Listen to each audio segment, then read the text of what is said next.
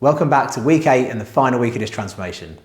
In today's episode, we're going to recap the entire journey so far and take a proper look into the progress that we've made. So the final result is in. My final weigh-in came in at 87.95 kilos, which is a total loss of 6.2. For an 8-week mini cut, I'm really happy with that.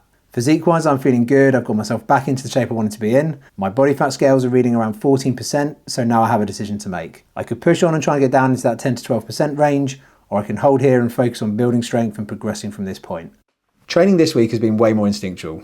Strength has dipped. Low carbs, long deficit, it all adds up. So instead of ego lifting, I've kept things smart. Heavy, yes. Stupid, no. I've taken a sensible approach. I've kept some explosive work in at the beginning of workouts where I can, but besides that, I've controlled every rep and I've added in 30 minutes of cardio after each session just to keep the fat loss ticking. And on the lifts where fatigue hits hard, I'm not going to failure.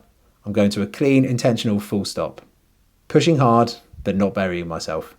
I'm keeping a little something in the tank because next week the calories will go back up, and when they do, I'll be ready to ramp things up again. Now that we're into the final week of our fat loss phase, I just want to do a total recap from start to finish to show you how we got to where we are now. Okay, so all the information here is in one place, and what you should notice is we haven't really had to do too much. Okay, so I always say the first 2 weeks of a fat loss phase are the most important.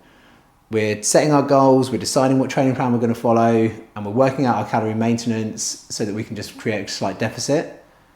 It's vital we stick to that plan as much as we can, because those 2 weeks will give us all the information and feedback that we need to just make minor adjustments and little tweaks as we go to get a great end result. You'll notice, okay, so with the diet, we only changed it 3 times over the whole 8 weeks. So week 1, we set 2,500 calories as our estimated kind of small deficit, and that worked perfectly. So the weight was coming off nicely, energy levels felt pretty good, and my strength was holding pretty well, okay? It wasn't until week 4 where that started to stall a little bit. So what I did then was just take 300 calories away, dropped it down to 2,200, and then carried on again. Okay, sadly I got ill in week 5, so I went slightly over calories there, couldn't really track too much, but I just got straight back on it in week 6. And then in week 7, I just decided to take my calories down slightly and go lower carbs, just so that I would look a little bit flatter and a little bit sharper in the final weigh-in, just for this end result. But it was minor changes because we found a formula that worked and we stuck to it. With the training, we started weeks 1 to 4, we started off with more of a bodybuilding split. We trained 1 to 2 muscle groups per day, slightly higher volume on those, with a 4-day on, 1 day off, and then repeat kind of training plan.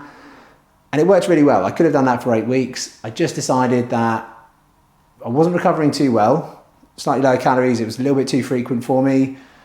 And I'm also used to training more of a strength and conditioning training split now. So I just found for day-to-day life, I wanted to get back into that. So weeks 5 to 8, I switched it up, strength and conditioning, 3 days on, 1 day off, 2 days on, 1 day off.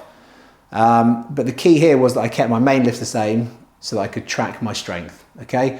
So it doesn't really matter what style of training you do, it just has to suit your goals and your needs. But you do need to, especially on a cut, you do want to have markers that tell you whether your strength is dropping. So we've done that.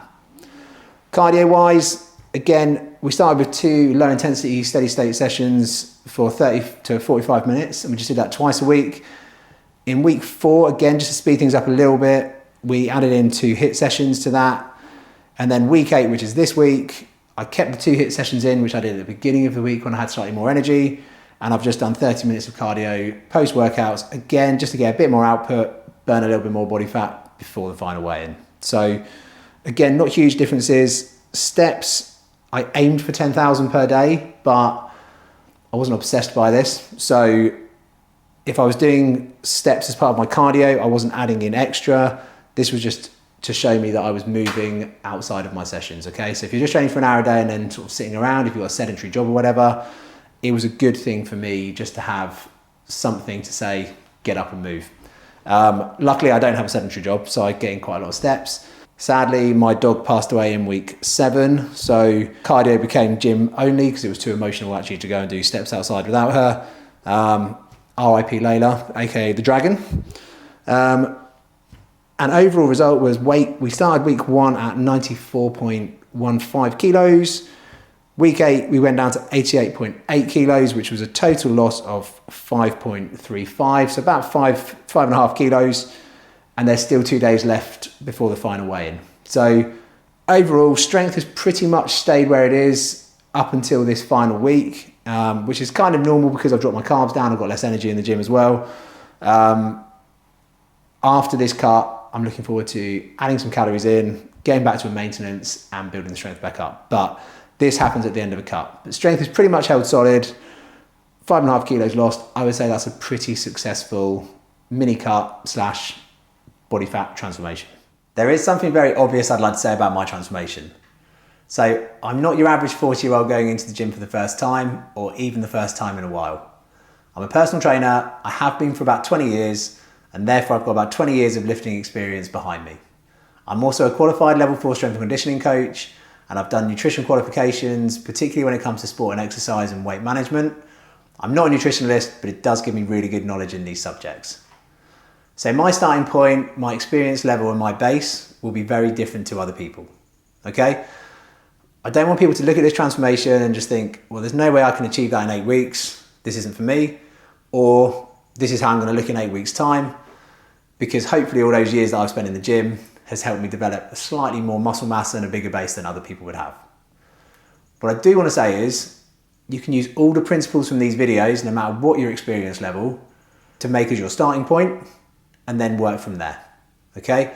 I also have experience when it comes to dieting pretty hard. I mean, I've done bodybuilding shows, I've cut down several times for various different things. So I've probably fallen off the wagon less than other people would. That comes from practice, okay?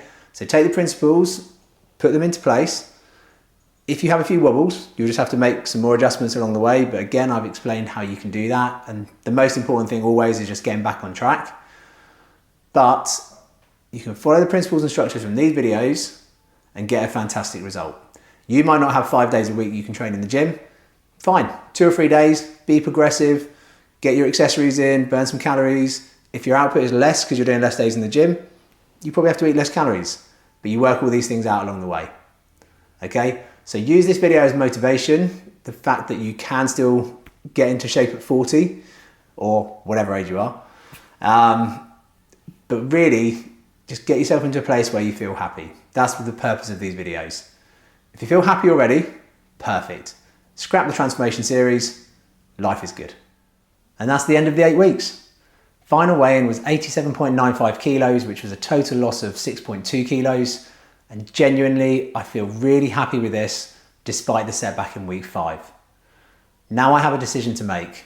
I can either push on and try and get leaner, or hold on to this and try and build some more strength. Either way, I feel like I'm in a great place, and I hope you are too. Thanks for sticking with this. More to come.